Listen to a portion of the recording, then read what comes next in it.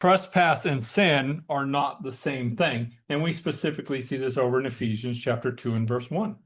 And you who were dead in trespasses and sins. So you see both of them there. It's not we were dead in our sins and sins, because if you want to actually use these words interchangeably, that would be what you're implying. But that's not the case. They are both distinct from each other. Since sin is always exterior to the body, and we understand it is what you're performing, 1 Corinthians 6:18 is another good area to show this. Flee fornication. Every sin that a man does is outside the body or exterior to the body. It comes out. But he who commits fornication, he's actually sinning against his own body.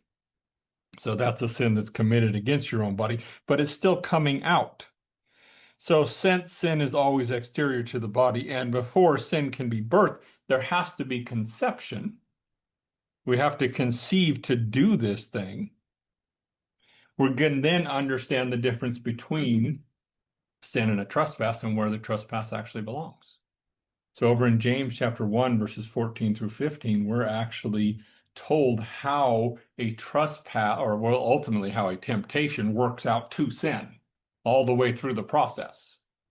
So he says, but each one is tempted when he is drawn away by his own desires and enticed. So first of all, you're going to be enticed by something that relates to your own desires. Then when that desire has conceived, conception is when you take the desire in your mind to do something and you determine to do it. The desire, by the way, in and of itself does not make you unrighteous. That is, if you have a bad thought go through your mind, that does not make you unrighteous. It's what you do with that thought. If you determine to do it, well, now you're in a state where you've trespassed. You don't belong in this frame of mind. You're supposed to be framing your mind on things above, where you are. And things that related to doing things that are wrong don't belong in that kind of a mindset. So you've trespassed. But you'll notice you haven't sinned here because it then gives birth to sin. Birth is what is produced.